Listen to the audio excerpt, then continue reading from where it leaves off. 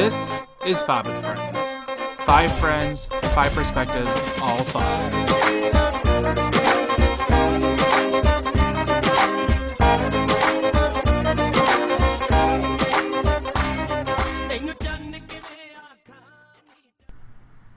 Hello, and welcome to this week's episode, everyone. My name is Zane. Don't ask why, just put an I. And this with me this week is Samra.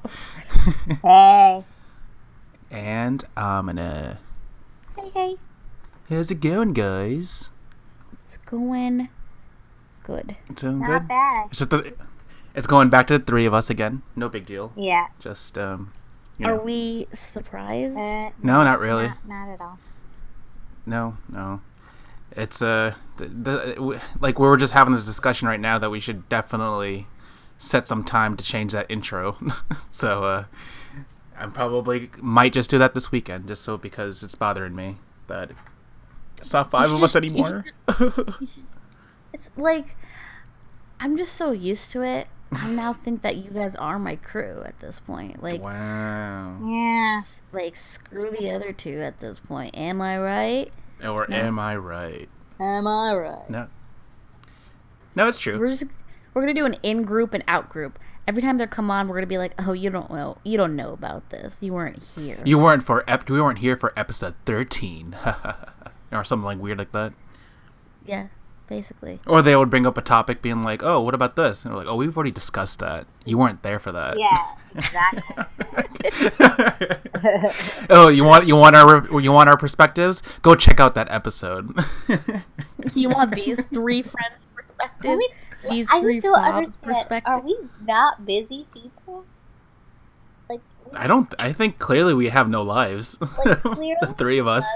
I'm definitely busy. Like, some work in a test. busy too. That's what I don't understand. No, I mean, no. Like, I'm not saying that I'm also just, like, sitting around twiddling my thumbs. No, I know. We have no life. I can just imagine you, like, at your desk for, like, 4 hours before the podcast. Like, can't wait. That's why I have all those notifications that I put up on our Google, like, a calendar thing. That's for me to be like, oh, okay, two more hours left. Okay, cool. 1 more hour left. Okay, cool. I just imagine you literally twiddling your thumbs. Just lean back in my chair. We are busy. That's the thing, but we make the time. Mm-hmm. It's only 1 hour. I mean, we could go longer, but we like to keep it an hour, to keep it nice and short and simple.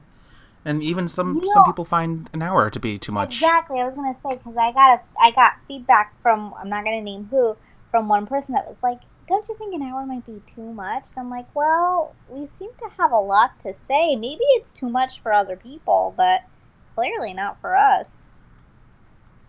A lot of the podcasts I've listened to are a range of like 45 to an hour. Yeah, exactly. Like, at least, like, every solid podcast is at least an hour. I mean, I have seen a lot though that are going upwards to like an hour and a half, 2 hours, but those are with like huge fan bases. We gotta work up to that point. Yeah, no, I mean, I also think that we don't try and go hit the hour mark. I really do think that we just kind of talk, and then we look at the time. We're like, oh, it's been an hour. Like, we should probably wrap it up soon. If anything, I feel like we could go on for longer, but maybe people don't want to hear that. Well, that's a good segue to one thing that I wanted to bring up is like, I wanted to bring up that we should pimp out our email address, because I don't think we've ever said that in any of any of the episodes. So I say we should pull out the email address, and if we're going to put it out there for anyone that wants to ask a question or have a comment or concern or anything that we want to improve or take out or add into the episode, it's Fob and Friends podcast. Fob and Friends with an S podcast @gmail.com. I think that would be cool, right? Yeah, and maybe email us. It would be good for people who don't have social media or who don't want to DM. You could email us. Exactly.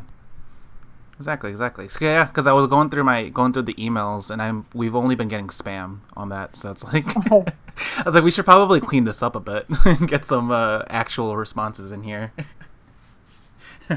Yeah, maybe we should use it to ourselves and start contacting people, Exactly. That's true too. places, or things. But right. So this week we were kind of scrambling because so we thought that this episode was the last episode of our spoopy series, but it's not. No. We And miscalculated so just a tiny bit.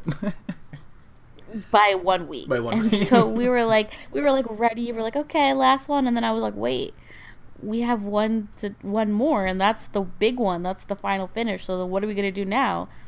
And so we were like, cults. Yeah. Hey, cults are spooky on its own. Yeah, so. I mean, reading about cults, like when we were reading about them, I don't know. And doing our research. Yeah, because each of us have our own little cult that we're going to talk about, plus maybe talk about other, like, I ones. joined my cult. However, that's freaky. And what did you just say? I like how I'm gonna just slip that in, and then Summer just kept talking over it. It's like subliminal messaging that I'm. Wait, Zan, before we go into cults, can you please... Actually, this is part of cults. So Zan and I were talking before this podcast, like right before we started recording, and he was saying, yeah, they're kind of like this group of people. Zan, can you try and pronounce the group of people that you were talking about? So it's like, the discussion was like, oh, cults remind me, or like, we were just trying to compare cults of what they kind of were, And one of the things I said was like, cults remind me of those like TV. Okay, I say televangelists because I can't say that word. Televangelists, like on back in the 70s and 80s. But I guess the right way to say it is televangelist, right? Yes, you got it. I got it right. Oh my god! Maybe because I was so nervous that I got it right. Zan was struggling so hard. Televangelist. Now I can say it perfectly. Now that the mic is in front of me, I can say it perfectly. The mic was in front of you before too. But it wasn't. It was now that it's recorded. Yeah, he has to perform. I have to perform now. Televangelist. Yeah, I can't even fake it now. I can only say the right way now. No, televangelist. Televangelist. Well, anyway, but they are kind of like televangelists. No disrespect to those listening. No disrespect. It's kind of weird. Nice. But we are also talking about like famous cults that we all know of. We all can kind of talk about. And someone didn't even know the most famous cult, in my opinion, what the most famous cult is, which is the Jonestown cult, or the People's... I'm trying to think of what the actual name is. I just know of it as Jonestown because it's called the Jonestown Massacre, but it's the People's Temple right cult. And that's the People's dude, Temple Agriculture Project. There you go. Yeah, that's which was the Jim Jones. Well, that's, if you don't know it, like Summer didn't know, that's the one that resulted in the death of, I think, 909 people through mass suicide. They all drink poison, like Kool-Aid laced with poison. Mm-hmm. And Summer's like, Kool-Aid? That's kind of funny. And then she looked at the pictures and she's like, yeah, literally, she was like, that makes me laugh. And then she looks at the picture, she's like, oh my god. Oh, Lord. I didn't say that makes me laugh. I'm like, that's just kind of weird, Kool-Aid. And then all of a sudden, like, I never heard of Jonestown, and I can't, like, after reading this, obviously this must have been, like, clearly, I mean, it's a big deal. It's a pretty big deal. Right, and, like, looking almost at the images people. for Jonestown, that's freaking nuts. Nuts. Like, how did this many people, like, believe that? I don't know if they believed it or if they were forced. That's the thing. Like, nobody knows if they were forced or not. Didn't they all willingly... What's inside the cult. Yeah, like, I thought they all willingly did it. Well, that's the thing. Well, maybe they all willingly didn't do it, according to what I read. But that, like, for example, children don't like, most children, like, the ages that they saw can't willingly commit suicide. But, that's murder. That's murder. Because the parents who made them drink that, it's murder. So, but the thing is, people don't really know because you don't know what really happened inside the cult. However... And everyone who was in the cult died. Yeah. Mostly. Yeah, mainly everybody died, and like except the fact that there were people who weren't there, um, that like apparently said afterwards, like on the news or whatever, that they wish they were and joined their fellow colleagues or whatever, and it's like that's nuts. Like you're still thinking, okay, you want to do this? Yeah. So not even regarding the murder, right? The mass murder that it was, but the actual mentality to being in a cult, to joining something like this, like it boggles my mind, and each cult is different, right? Yeah.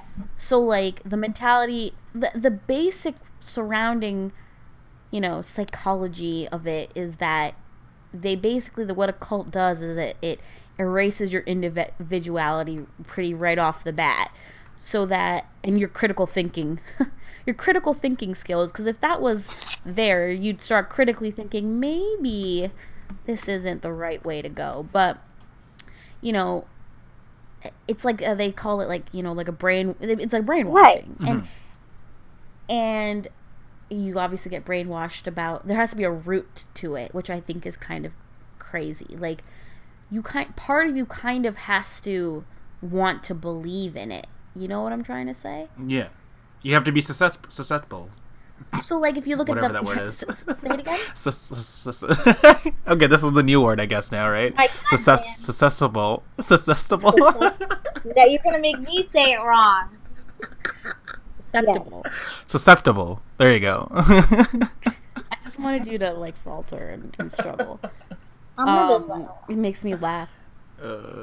Wait, I do what a lot? Want people to struggle? No, like have people that, and then also have people repeat it. Specifically our nephews.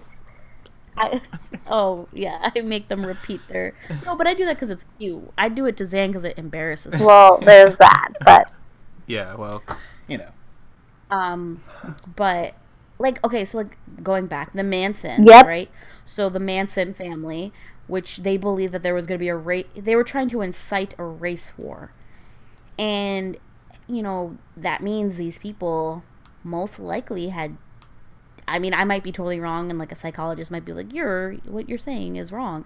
I'm not saying it's true, but I'm saying I think what makes sense to me is that they had some deep, like, subconscious issues with race. They were racist. Was specifically with that in that case, or in that specific case, like they had to have that kind of root for them to be susceptible to the brainwashing. Where I mean, I don't like. There is one cult that I read that they believed that child molestation and pedophilia should be encouraged. Oh my god! And like it should be a thing, right? But like that's my whole thing is if you have to be somewhat pedophilic to fall into it, because right? Or I mean, like if not, let's say so. How do you get someone who's not pedophilic at all to fall into this thing where they're like, yeah, sure. Maybe they're the ones that let their kids go and get, terribly abused. But I don't know. Maybe that's just, it boggles my mind. Cults boggle my mind. And like and then like eventually when we talk about the cult that I'm going to talk about, the Heaven's Gate cult, like in my case, it says here that they were like most of the people that joined were longtime truth seekers or spiritual hippies who had long since believed in attempting to find themselves through spiritual means. So it's like, I mean, in this case, it's like you got not necessarily pedophilia people or, but like they got more, it's more like, we're like hippies. They feel empty. Yeah, they feel empty, needed to fill that void with something. So I feel like that's mostly everyone in a cult then, right? They feel an emptiness and they want to fill it with some sense of unity. Yeah. In a cult. Remember that show, Samra, that we used to watch? The Following? Yes. It's nuts. That show was like really good. The first season was excellent. But then the second, no, that's what it was. The whole thing was like a cult of his The first season, the second season kind of hit on the Jonestown Yes. kind of way Yes, about it. that's true now that I'm But reading about the first season was a cult based off of a serial killer and his work as a serial killer because people revered how intelligent this dude is. He was, yeah. And I think if you guys want a show that's really, like, it's an old school, it's a throwback. Not that But I think it does a much really good... either. It's not, but it's kind of like, you know, it's not like a new and upcoming show. But it's a good, like, view. I mean, it's obviously dramatized, but, or is it? I mean, who knows? I mean, the Manson family in itself is, like, if that was a show, it would be pretty riveting, like this one. But it's a good view into cults if you want to, like, start looking into it. Because it's pretty, like, I know a friend of mine, shout out, because she'll listen to this podcast, Olivia, but she's obsessed with cults. And it's like, you can sink down the rabbit hole real quick once you start looking these things up, because it's insane.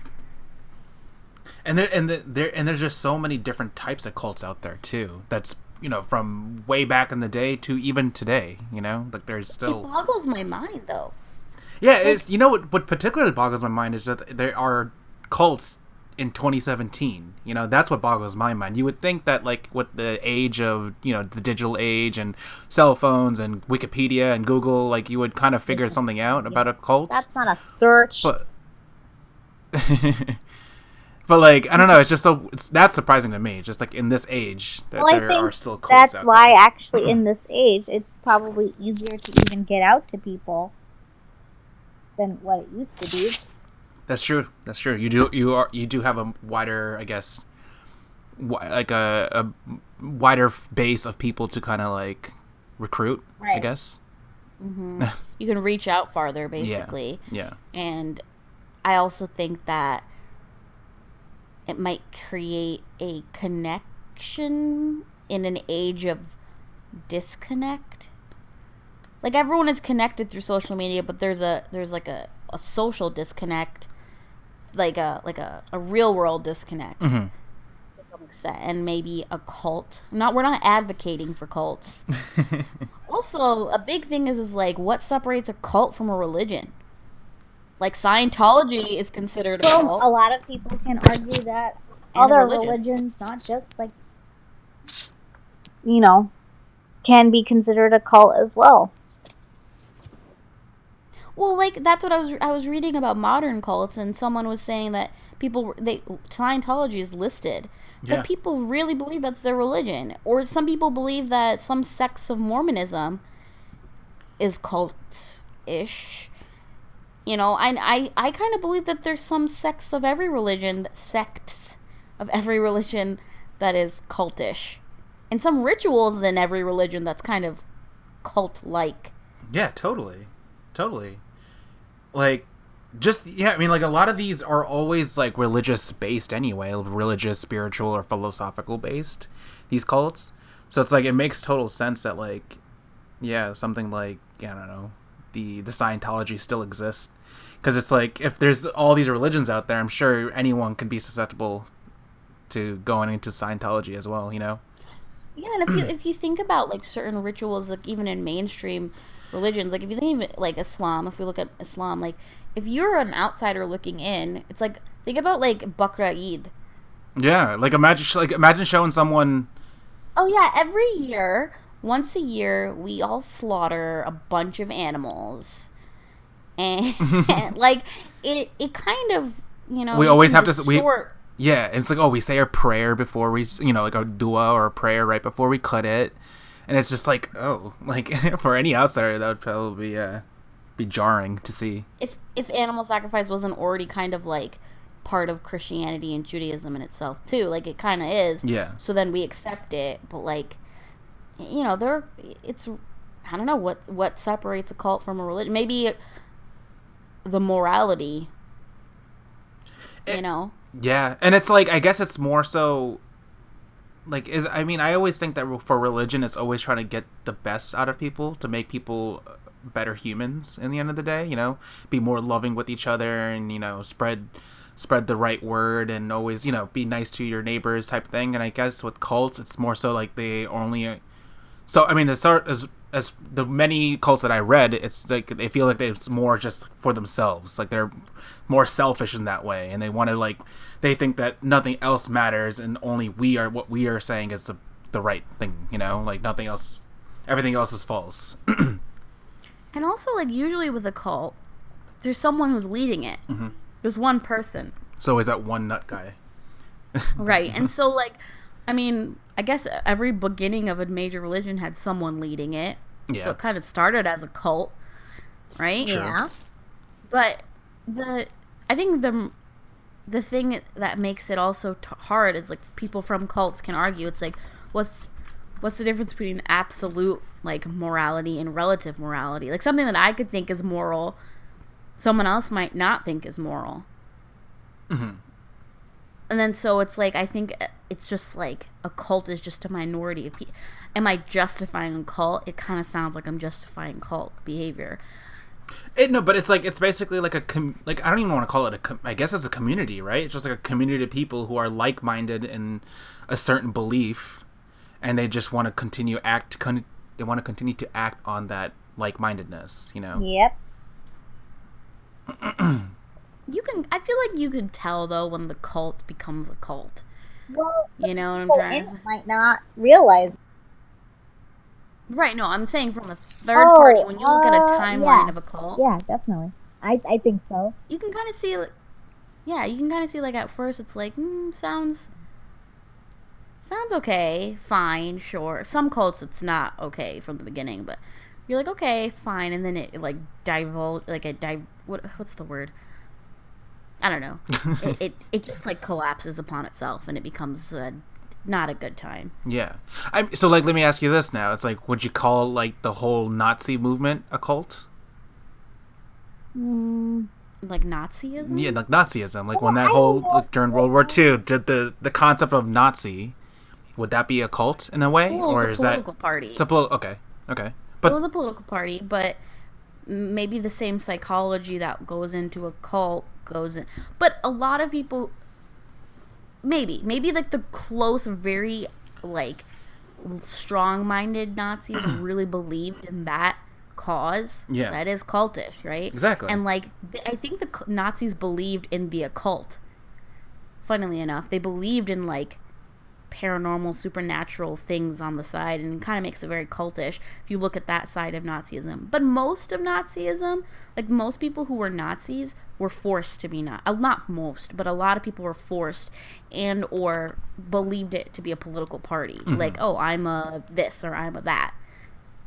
It's like kind of like the deep Nazis, the ones that were deep in it, like the inner circle, ups. Yeah, the inner circles and whatnot. That's kind of like a cult, I would say. Sure. Yeah. What do you think, Sam? See, that's so hard to because that's the thing. Like, why can't we say then? Like, what if a lot of people who are in cults are in it at first because they think it's like a good group, like-minded people. You have a good group of friends. And then all of a sudden it goes a little too far, and it's not as, it's getting kind of different. It's like, what if you're that one person and they're like, what do I do? This is weird. Like that suicide cult, like the suicide pact girls in that like town. You know what I'm talking about? Yes. I vaguely know what you're talking but about. Like, that's what I'm saying. They were a group of friends that like made a pact, or was it a suicide or was it pregnancy? I think it was a pregnancy pact. I don't remember. They all like had a pact to do one or the other, and they were friends, and then it just became like a very like-minded group think, like Summer was talking about. Well, that's the thing. And then what makes any party that's related in like mind at first any different from like people? Because then you're like, oh, cults, they're choosing to be in there. They have these weird thoughts and way of thinking and stuff, but they don't necessarily. It's like not every cult necessarily has a weird way of thinking. So it's like, I don't know, like then any group of people or party like-minded pretty much can be considered a cult, I guess. Like, why can't you create a cult that's like a nice cult? It's like we're just a cult of people who are happy and want to have everyone else be happy. I mean, I guess you could, right? But what? I mean, I would have to look up the definition of like. Does that? So then technically, like, I mean, then we could go in and start talking about like, oh, wouldn't it just be like, I don't know, a yoga? Like, would yoga be a cult? Like all those yogis out there who would just like. According to the definition of a cult, right? It's a system of religious veneration and devotion directed toward a particular figure or object.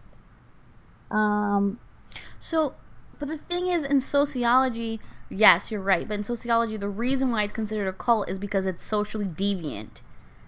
So, deviant doesn't necessarily mean bad. It just means that it deviates from the norm. Yes, so a relatively small group of people having religious beliefs or practices regarded by others as strange or sinister, a misplaced or excessive admiration for a particular person or thing. So, a happy cult doesn't exist because it's not deviant. It's just like good thinking. Yeah. It's like, yeah, I think we all should think people should be happy. Yeah. Maybe we're all part of a cult. And it's like maybe it depends what makes people happy. If I was like worship and obsession, so I guess if you're not any of that, then you're not in the group of whatever you do, and you're not really in a cult. So, I guess what we could talk about now is like I guess we can all talk about our own little cults that we all have prepared for this. Yeah. Suzanne, since you have a kind of famous one, Summer, which one do you have? Mine I don't think is famous. It's called Matamoros Human Sacrifice Cult. Oh, is it that Japanese one? Okay, Suzanne. Okay. Awesome. Good. Xanu. Yeah. You go first because you have the kind of like the famous one out of all of us, the most famous. This is like a more well-known one of yours. Okay. Yeah. So to people who are cult people, I guess it's the most well-known. I think to like the normal person who doesn't know about cults. Not that people who know about cults aren't normal, but kind of aren't. It's a weird thing to know a lot about. We just happen to know more about it right now because we have been researching. Research. Yeah. It's just the time of the month, you know. Oh, okay. Well, not in that way. Not in that way. Well then. Anyway, so yeah, my something else. So my cult is called the Heaven's Gate. Okay, so I kind of have like this little outline, and I'm just gonna kind of read it through, and kind of just give you the beginning, middle, and after, I guess. Just be natural, Zan. Naturally talk to us about it. All right. Okay. So, after being fired from the University of St. Thomas in Houston, Texas, over an alleged homosexual relationship with one of his students, Marshall Applewhite met Bonnie Nettles, a 44-year-old married nurse with an interest in theosophy, and biblical prophecy, in March of 1972. Heavily influenced by many pieces of literature, holy scriptures, and science fiction, in 1974, Applewhite and Nettles' beliefs were that they have been chosen to fulfill biblical prophecies, and that they had been given higher-level minds than other people. They wrote a pamphlet that described Jesus' reincarnation as a Texan, a reference to Applewhite. Furthermore, they concluded that there were two witnesses described in the Book of Revelations, and occasionally visited church or other spiritual groups to speak of their identities, often referring themselves as the Two or the UFO Two. And if you don't know, in the Book of Revelation, God says, "I will give power to my two witnesses, and they will prophesy 1,200 and whatever 60 days, clothed in sackcloth." And they believe that they are those two witnesses that he says in that book. Of course they are. So, of course, right? Alrighty. Okay. I don't know where they got to that before. Like, what mind of thinking were they like, that's definitely us, man? I think I might answer that question later on. I'll tell you. So, and they believed that they would be killed and then restored to life while being transported onto a spaceship. I know. This event is referred to as the demonstration, okay? Applewhite and Nettles published advertisements for meetings where they recruited disciples, who they called the crew. At these events, I know. Oh, I have a cult now. Because I call my friends my crew. Oh, well. Guys, join my crew. Join my crew. Anyway, sorry, continue. So, okay. The crew. At these events, they masqueraded as beings from another planet called the Next Level. And oh my god, this is literally like slang. Like, no, this is next level. Listen, sorry. You can tell that these guys are the biggest science fiction nerds possible. And later on, you're going to see where that connection comes in science fiction. But let me go on, right? Okay. So next level. The next level. And sought for participants for an experiment. They stated that those who agreed to take part of this experiment will be brought to a higher evolutionary level. Okay? Zan, which you are not at. No, I'd rather not join this evolutionary level. Okay, that's true. So later in 1975, the crew assembled at a hotel in Oregon. After selling all their possessions and saying farewell to their loved ones, the group vanished from the hotel and from the public eye. When in reality, however, Applewhite and Nettles has arranged for the group to go underground. They led the nearly 100-member crew across the country, sleeping in tents and sleeping bags, begging in the streets. Applewhite and Nettles used a variety of aliases over the years, notably Bo and Peep and Doe and T. And yeah, remember the Doe and T, not so much the Bo and Peep, right? Applewhite's writing suggested that he believed himself to be Jesus' successor and the present representative of Christ on earth. Those are in quotes, air quotes right there. In fact, both Applewhite and Nettles taught early on. Actually, it's not air quotes; it's written. Wait, what? No, he's speaking, so he's saying that's air quotes because he's speaking it. Because they in his writings he suggested that he was a Jesus successor, but the title that he gives himself, and that's where the air quotes come into play. He calls himself the present representative of Christ on earth. That's his a title on earth. Right? Got it. Okay. Weird stuff. Let's see where. Applewhite and Nettles taught early on that Doe's bodily vehicle, their body, was inhabited by the same alien spirit that belonged to Jesus. All right. I've already mentioned that they, a lot of these people were truth seekers or spiritual hippies. They wanted to find themselves.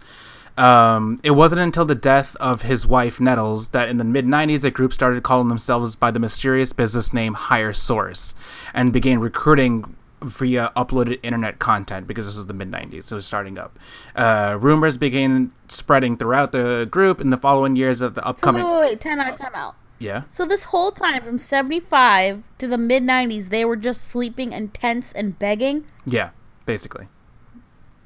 And they thought if they, if you followed the two witnesses of God, quote you'll unquote, go to heaven, you'll go to the space, or the spaceship. If you sacrifice yourself, you'll go to the spaceship and then be transported to heaven in a spaceship. They were just doing that for 30 years, basically. Yeah, basically.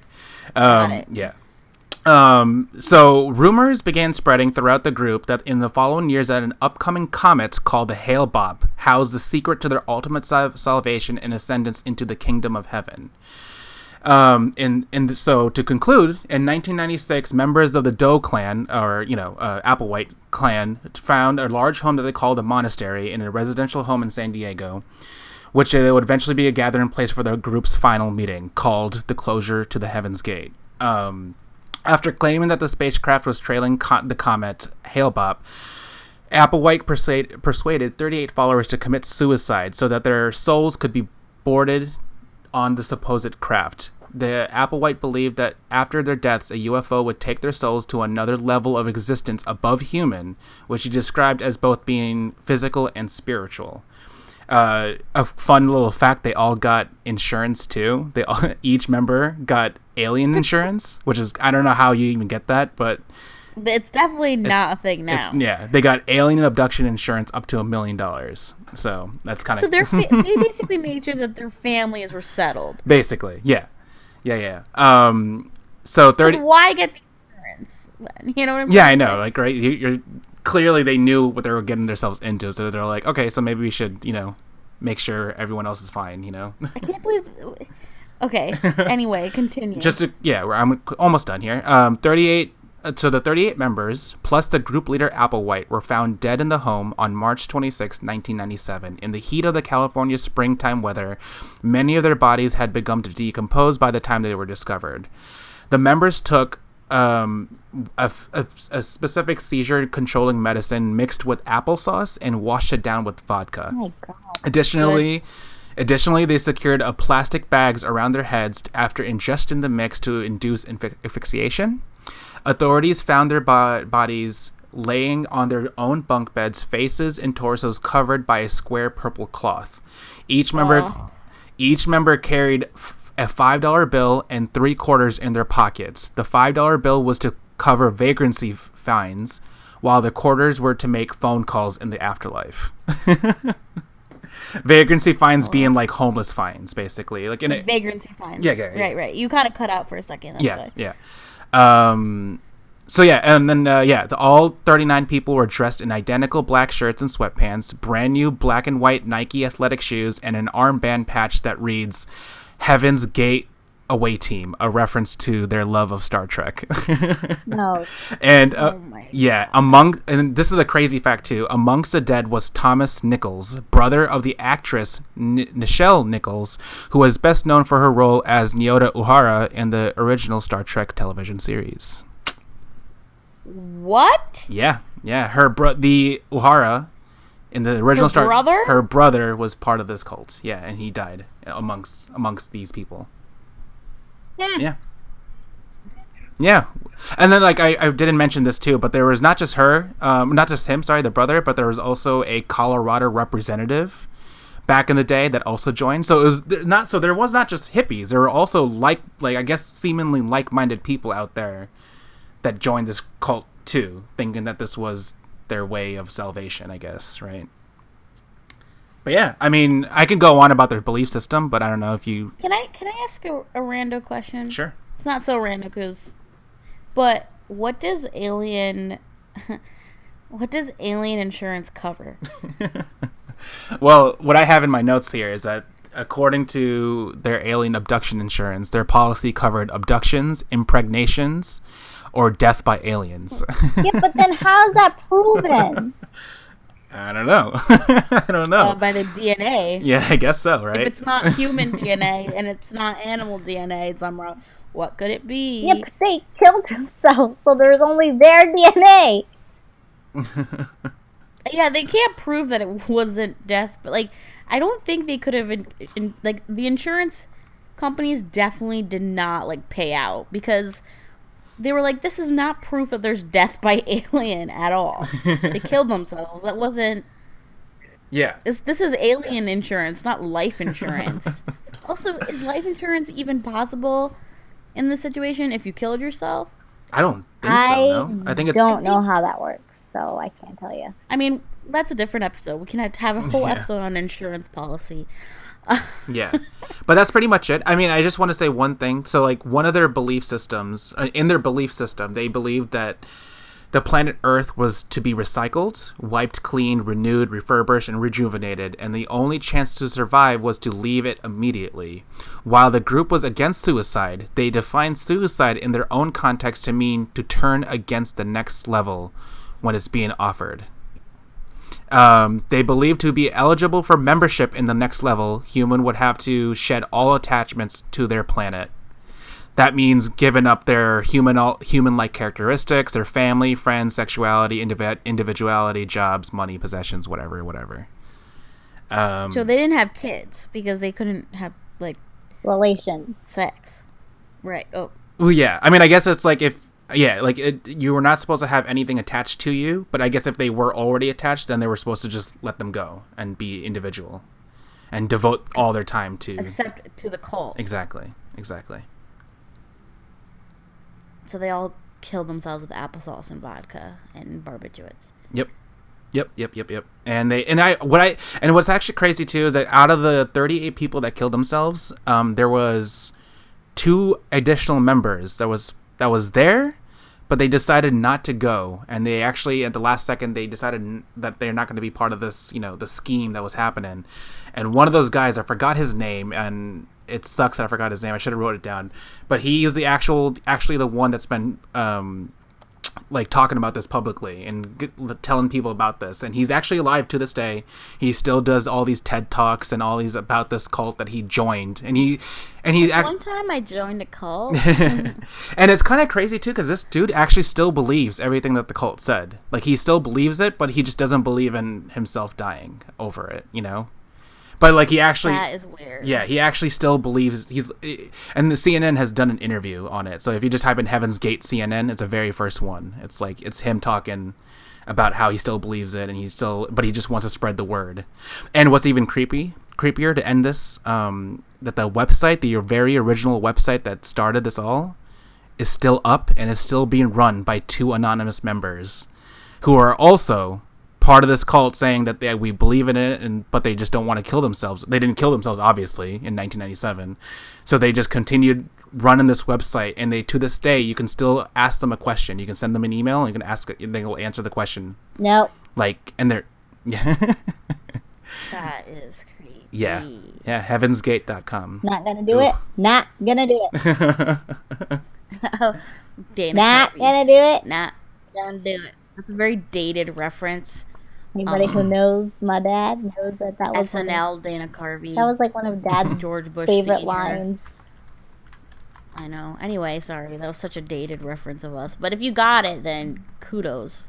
Yeah. But yeah, that's pretty much it. That's creepy. That's creepy. Yeah. The fact that they died in the end, I think, is pretty creepy. And then the purple cloth really gets to me. Why? Can you imagine like walking into that crime scene and looking and being like, okay. Funny enough, there in that CNN video that I mentioned, you actually do see it, because that guy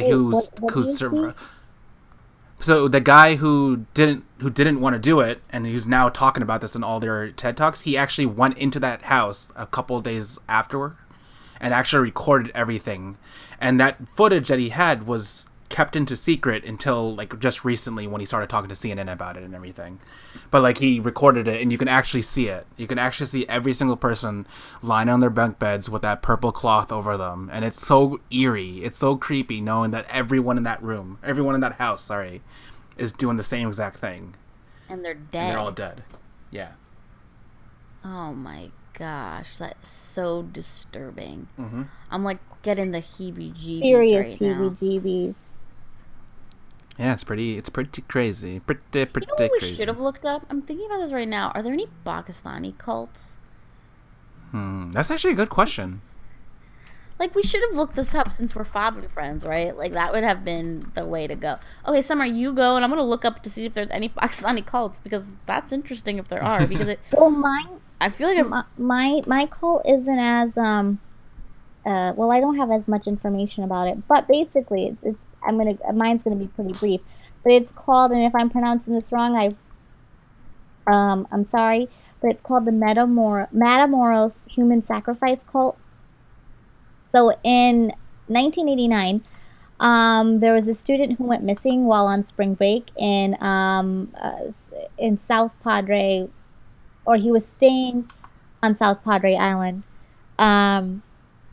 But I guess he had ventured into Mexico to check out, the scene out there. He was on spring break, and he just vanished.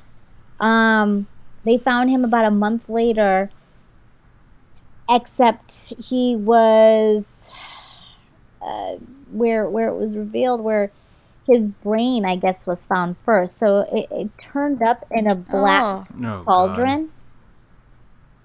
And it had been boiled in blood over an open fire, along with a turtle shell, a horseshoe, a spinal column, and other human bones. So in this cauldron was his brain boiled in blood, a turtle shell, a human spinal. Well, it doesn't say human spinal; it just says a spinal column, and other human bones. It was a ritual death and dismemberment, in service to what they're saying a religion, and it was based off of drugs but practiced by an American marijuana smuggler operating out of Mexico. Authorities were led to a grave containing whatever was left of this boy's body, and uncovered multiple mutilated corpses. So basically, they would sacrifice a human, and they believed that by doing so, it would somehow protect them from being caught by the police and pretty much make them invisible, like bulletproof or whatnot. However, that did not happen. Their downfall, I guess, came when a man tied to the cult was nabbed for running a roadblock. Which that offense worsened when he was found to have weed on him in search of a bigger bust. I love that out of all of that, he also got busted for pot. Well, it's a drug cult. It's a cult, and they thought that by doing human sacrifice, they would never be caught. They definitely were high off. They were high. Exactly. Like they were like, dude, wait, like we were like, gotta kill someone, and then no one will find us. Smoke a doobie, man. Well, a guy was blocked for running a road offense, caught for running. He was high, running a road offense, then had weed on him, and then they just did a big bust, pretty much, and a big ass bust. Well, they did. I was about to say ass. You're right. A big bust, and they end up finding all these things with this like, I guess, group, and his like idea, like the leader of this, I guess, was like his idea just morphed darker and darker. I don't really understand it too much, but basically that's my cult.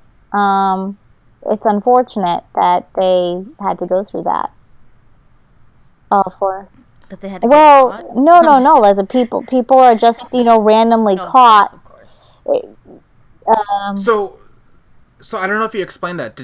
Do we know who did it? Or no. Is it like, no. We know who did. Well, I think it didn't. Maybe I didn't read the entire thing properly, but it didn't give a name of the person. But they know who did it. So there is a group out there. Maybe of who their identity is kept sealed. Yeah, who the leader of the group was. They know who that person is, and I think, and this group, I don't know if every person in the group has been captured, but definitely the leader or whatnot, they've been captured. Okay. Interesting. And sorry, what was this cult called? The again? Matamoros Human Sacrifice Cult. Okay. Matamoros. I'm gonna read this later. Matamoros. I actually saw that somewhere while researching, but I skimmed over it because I was looking for something else. Metamorphosis. No, not Metamorphosis. Metamorphosis. Not Matamoro. Matamoros. No. Metamorphosis. The Metamorphosis. That's a city in Mexico. Oh, really? Mm-hmm. I don't know why Google keeps bringing me to Madame Tussauds. That's clearly not it. It keeps giving me... No, they know the leader. His name was Adolfo de Jesus Constanzo. Oh, well, then I didn't read that far into it. Yeah. He was called the narco-satanist. See? Get it? See?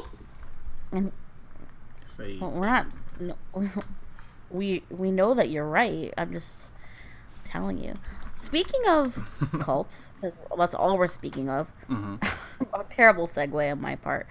But this year, 2017, there was a cult sacrifice in Pakistan. 20 people were killed in a cult ritual in a Pakistani shrine. What? Yes. So, in a village 200 miles north of Multan, okay. People were arrested along with 4 others. Someone was arrested. and they found 20 people dead. And they were involved in beating and torturing people to cleanse themselves. And they were part of this cult that was like based on a shrine that they believed that the local religious leader, like their grave was there. So it's like this little village, and the grave of the religious leader of that town was buried there, and then there was a shrine to that. And so what they would do is they would beat their followers into submission with a red hot iron rod. And they would do it as a religious cleansing. Jeez. And they were beaten to death. And what did they get out of? What did they get out of this? Like, what does any cult get out of anything? That's true. That is true. That is crazy. Because this year. Like, who would have thought that's also happening in Pakistan? Because I don't think of anything. Well, it happens everywhere. No, right? of course it does. But like, I don't know. For some reason, that's the last place that I would think it would happen. Even though I probably shouldn't. Why would you not? I feel like there's lots of cults in Pakistan. Brainwashing. We have our own personal story with someone that was brainwashed. That's true. Right, Chummy? Wait, what? You know who we're talking. You know who I'm talking about. Who do I know this person? Remember we went to that concert, the Kawali concert. We met that dude. Oh, sorry. Like, clearly this guy was like, or this person, well, now everybody knows this guy, was really... This was a family friend that we've known. And we haven't seen these people in a very, very long time now. But, wait, do I know these people? Yes. Yes. But we'll talk about that after off air. But like, yeah, go on. But we met. So they had moved, and we met them at like some concert or whatever. Well, not the entire family, just one person in the family, and this person was saying some really weird things. They had moved to Pakistan. That's the thing. And so he moved to Pakistan, he comes back, and he's basically telling us, like, the Illuminati is real, and certain sects of people rule the earth. And like, he was saying that too. He was like, we were freaked out. And mind you, this was, over, like, this was like 10 years ago, I want to say. Right on? No. This was like 7 to 10 years. Yeah, and like first of all, we didn't want to be there in the first place. But then like, we were forced to go to this thing because it was definitely before I got married. And not that I've been married for 10 years, even if I was. But the point is it's 7 to 10 years makes sense in the time frame. But we definitely didn't want to be there. And then like on top of it, Amna and I are hanging out, and he just like is talking, and he keeps saying too. Remember, Amna? He was like, "You probably think I'm crazy. You probably think I'm crazy," and we're just like, Like if you're prefacing everything with "you probably think I'm crazy," then I think he could tell from our face that we were clearly thinking that because we were like, like Summer was trying so hard to be polite, and I was not. I was like, "Yeah, you're crazy." No, I did also because he was like really very passionate about this.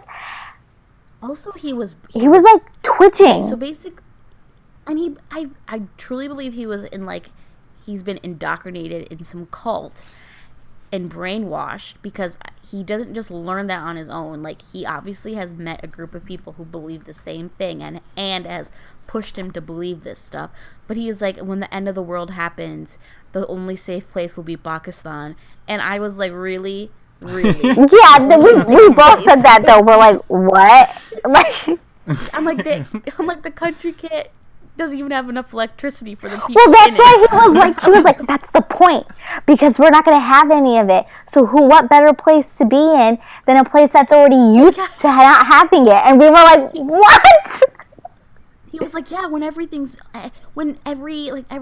and the power goes and we don't have like human, like what we're used to now, like social media and internet and everything, and it's just like back to how it is, like Pakistan will know how that is, and that's why it will survive. I'm like, yeah, but what about like every other third world country or, you know, underdeveloped country. Like, they're not going to survive. Like, why then? You know? But what was creepy about it is that he was so serious, okay? It wasn't like he was like, yeah. Like, it didn't sound like he was really like, passionate. Drunk or whatever. He was really and, like, believing what he said. And then on top of it, he kept twitching and he kept following us. Like, so that's what I was just being polite. I mean, granted, I didn't think he was, like, going to hurt us in any way. I mean, this was someone... We were right, in a public but, like, place it just really creeped me out. And me and Summer were so quiet on the ride home. We were like literally taking everything he said in, and we were... Not that we believed any of it. We were just so shocked that he was saying these things. That's so crazy. Like, okay, like, highlight... He's like, Holocaust didn't happen. George Washington, forefathers. What did he say about them? That wasn't real. They're in the cult. No, they were in the cult. This cult of people. The Freemasons or something? Yeah, kind of. But he wasn't really talking about the Freemasons. No, he believed that there was, like, these group of... I don't want to be, like... This is what he believed, and I believe it's total garbage. But he believed, like, a group of Jews controlled the world. And they buried gold underneath the ground. Huh? I don't know if we should be going this far into it. Maybe cut that part out. No, it's... Why? Why? Like, what? If this person is saying the Holocaust isn't real, it didn't happen, that's pretty inflammatory in itself. Plus, he's not going to listen to this. It's not like he's going to come back. Also, it's not like we endorse it at all. We believe he was insane and racist and terrible. I mean, he was insane and definitely racist, which is insanity and terrible.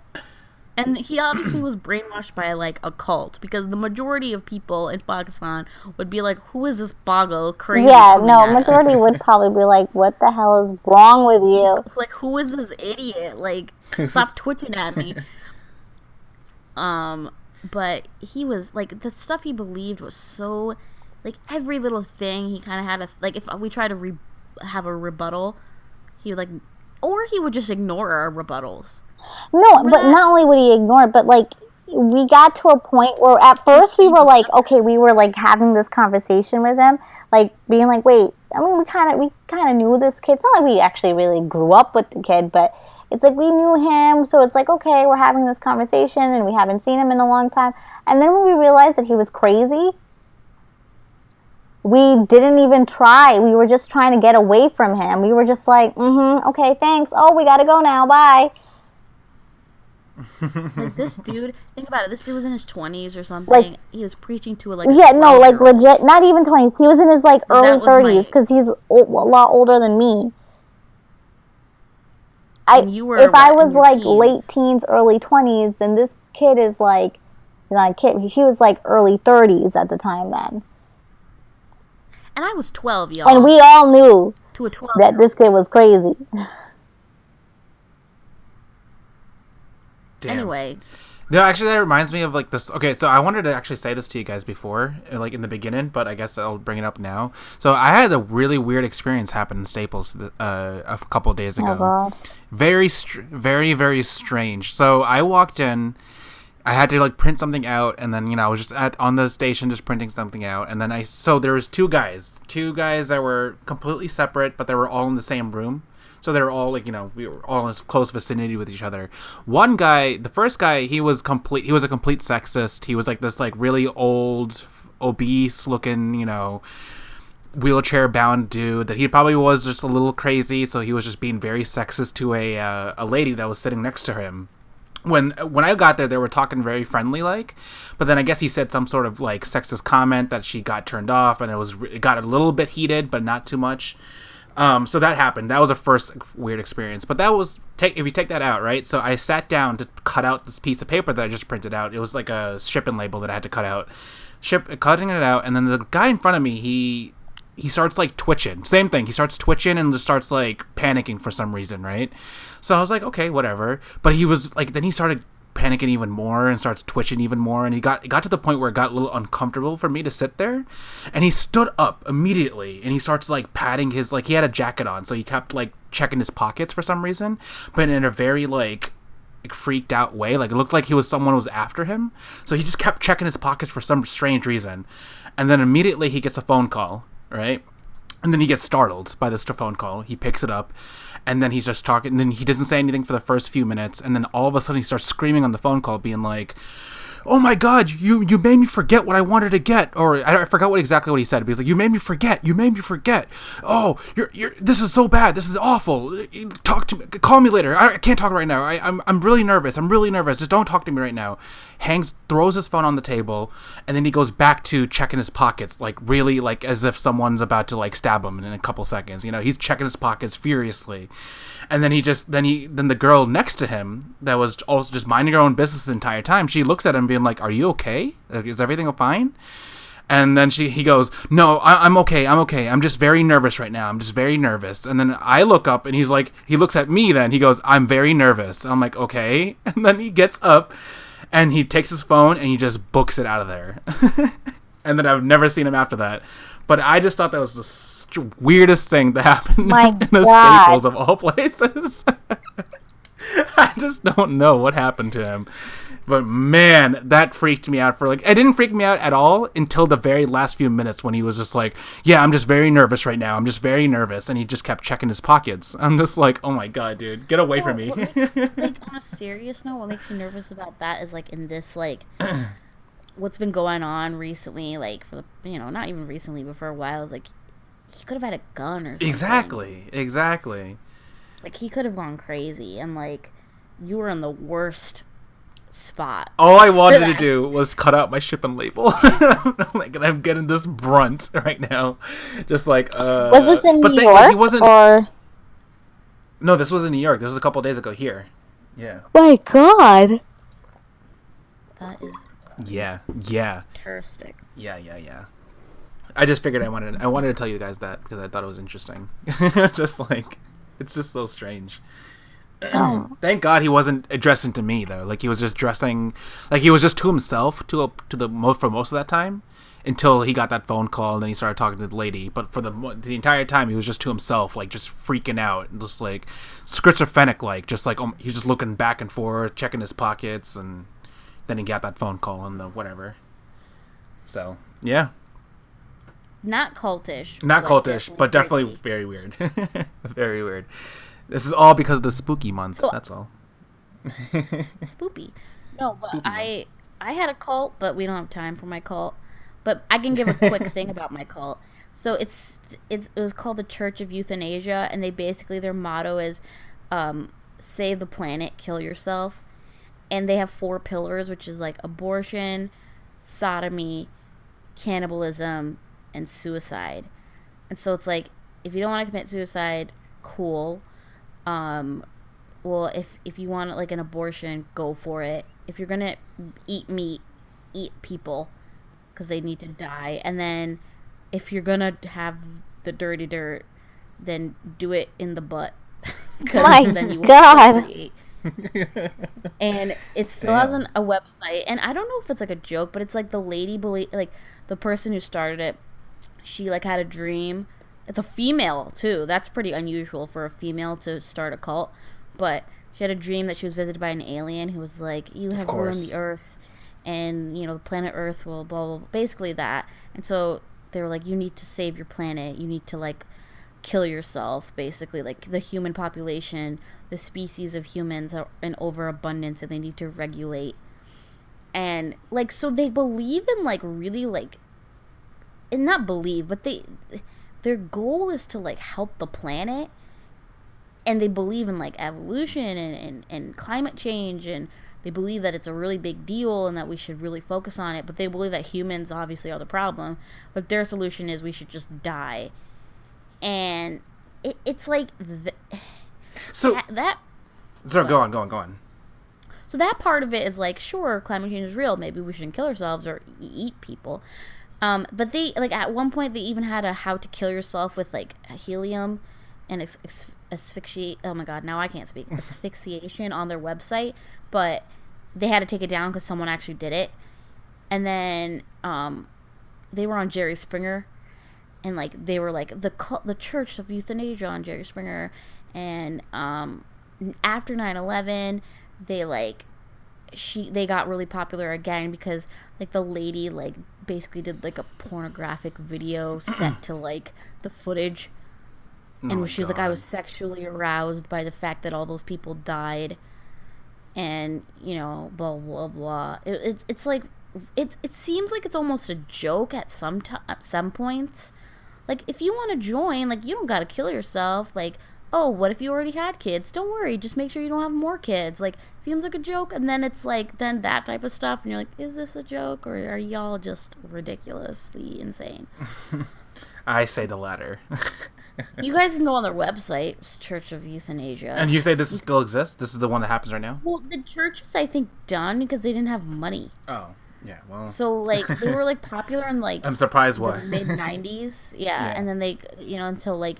And then they kind of, like, had, like, a little surge again after 9/11. And then they've... Obviously, it's 2017, so it's been a while, right? Yeah. So, they're not, like... But their website is still active, and I think you could probably still, like, message her. And you can become a saint in their church if you kill yourself. All right, well. They'll make you a saint. So, what's the point of that, then? Like... So you're a saint only after you kill yourself? Yeah, because you're making the ultimate sacrifice. Oh boy! Yourself. Oh boy! Anyway, that's pretty much it, honestly. Like, like there wasn't like a major like downfall. They just kind of like lost popularity and fizzled out. I'm I definitely think with the advent of the internet, that like a lot of these cults died out quickly, or maybe like it maybe kind of not just maybe. I guess it goes both ways. One way you could see that a lot of them were died out quickly because of the wealth of information you get from the internet. But then going back to what we said earlier, I'm pretty sure some of these people found a better outlet to kind of breed their own people, and do this whole cult. They were like, yeah, sure, climate change is real, but I'm not gonna like kill myself, or like I can do more proactive things than that. Yeah, like more proactive and critically, if you use your critical thinking, better ways to go about it. And I'm not gonna listen to this whack job that believed an alien came to her in her dreams. So mind you, if something comes to you in your dreams, it's probably not prophetic, okay? Like, I think dreams are not a good source of like your knowledge. Prophecies. Yeah. And yeah. Like, oh, I dreamt it. It's like, yeah, well, the other day I dreamt I was on a whale in the middle of the desert. What does that mean? Exactly. Yeah. Tamara, are you scared? I don't know. Talking about these things make me nervous. Wasn't we're talking about anything makes you nervous. Every topic this Halloween month has made you nervous. Well, it does. This I feel like is the most like less nervous out of all of them, because it's just kind of like, yeah, cults are real and they've, you know what I mean? Like, it's a historical, sociological thing. Less I like being in my bubble. But it's more grounded in reality, which kind of maybe that's what makes it scary, because it's like real people did this. Yeah, that's like there is evidence and video evidence of people doing this. Yeah, your creepy Heaven's Gate, the pictures of Jonestown that poor Summer saw right before this podcast. Probably affected the entire podcast. It infected my soul. It's very terrible. But yeah. Alrighty, so on that note, follow us on Twitter and Instagram at FobandFriends. FobandFriends.com leads to nothing, but we have that website. Can you just link it to the podcast at this point? I see the thing. I can, but we need our IT specialist to kind of do that, i.e. Johnny Discotheque, to do this. Shout out to Johnny. Oh wait, we should probably shout out Nerdvana real quick. Yes. Okay. Yeah. Just this past episode that they gave us a huge 5-minute shout out to our podcast. Yeah, it was pretty significant, and we all here appreciate it. So we want to give them a shout out as well. To anyone, it's Nerdvana NYC, or the website is nerdvana.nyc as well. It's available everywhere, just like our podcast. Anywhere you go, iTunes, Podbean, Google Play, wherever you get your podcast from. Definitely check them out. They're awesome. Yeah, they said a lot of really, really nice things. Except they made fun of me for going to watch it 3 times. It did stem from you. They were like, wow, she went 3 times. Well, and I'm like, you know what? Make fun of me all you want, but I like to analyze my movies, and I'm a big Stephen King fan. And, you know, haven't you ever had the thing, all of you two, where you watch it with one group of people, then you go with another group of people? Yeah, different experience with different people, yeah. And on top of it, because I'm like I love horror movies, people always want to watch it with me. You're like the perfect person to bring to a horror movie. Yeah, like Summer likes watching scary movies with me, and then my brother likes watching, Johnny likes watching scary movies with me, and then my friends are like, yeah, that's the person to bring. So sorry that I have friends. All right, well, next. Anyway, but on a nice topic, they are really nice, and they have a fun podcast. Yeah. And please listen to it because it's funny and nerdy and great. All right, guys. Yes. Well, you know, we'll just what? Summer? You know, we have an episode coming out on Sunday or Monday. Monday, I think. Our episode should come out Monday. Let's not give a date because of how bad our schedule is. let's just say it's early next week. Because we are pretty delayed this week with this episode. So next week we should make it up with the. I mean, this episode is already long as it is, but like we should make it up even more with that episode. It should be a nice one. So. Yeah, excuse us for our inconsistency. Because of the fundraiser, please donate. That we're throwing. It's just been out of whack because of schedules. Schedules. So, but we're trying to get you your podcast, people. We will guarantee you one episode a week, no matter what happens. That is our guarantee. Or your money back. Or money back. All right, guys. All right, guys. Bye. Bye. Bye. Bye.